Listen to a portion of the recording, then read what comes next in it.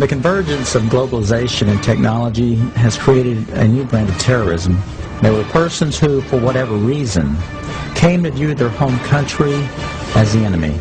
The kind of right-wing, religious-based domestic terrorism. Disturbing news tonight about homegrown terror. Part of this is big change in the White House, a new cultural experience, and some of the crazies are coming out of their closet. Right now, it looks like there is no connection between the men arrested and any known terrorist cell. Homegrown. Homegrown, I should say. Folks, we've got a very serious situation here. I'm holding what is called the right-wing extremism, current economic and political climate, fueling resurgence and radicalization and recruitment.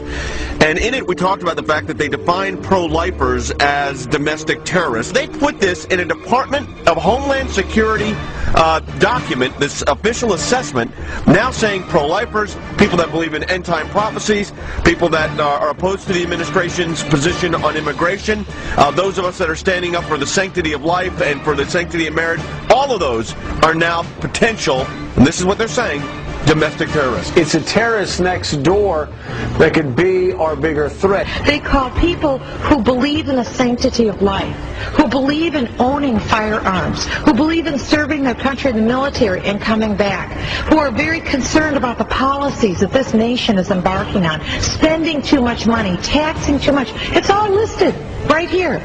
These are the domestic right-wing extremists. 1 million names under the watchful eye of the United States. America's so-called terrorist watch list has hit the record number, according to one of the country's most prominent civil liberties groups. That's a lot of people to keep track of. They're adding new people all the time. It's a secret list that you don't know really quite how one gets on, and you don't know how you get off. They're coming out and profiling huge groups of people. You know, if you voted for a certain political candidate, you should be considered a potential threat.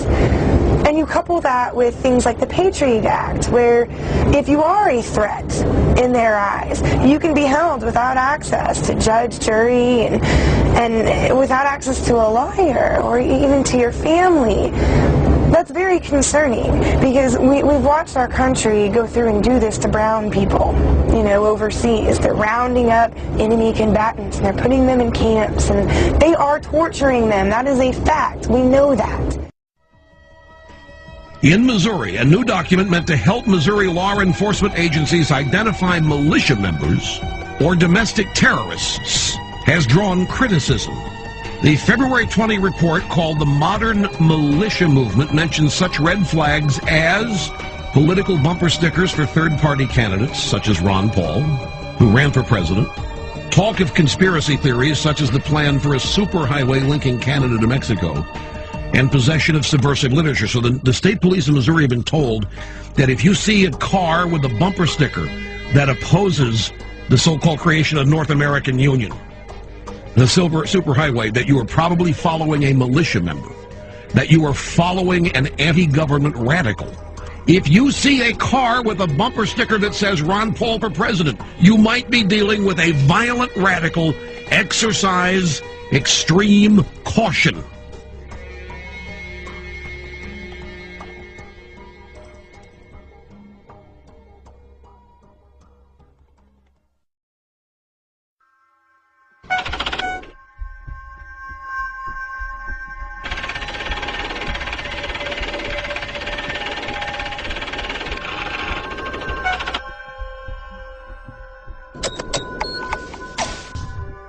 We do know that 28% of their funding comes from the Department of Homeland Security. This is not the first time that a report has been issued to Missouri law enforcement and surrounding fusion centers in other states by the MIAC Center. Previously, there have been several reports, such as the MIAC report in the state of Missouri, but this is the first time that a report such as this actually named individuals. Once you label someone in a derogatory manner, an extremist, a potential militia member, terrorist, whatever term is used, for some people the moniker will remain. Before you can persecute people, before you can incarcerate large numbers of people, you have to marginalize them.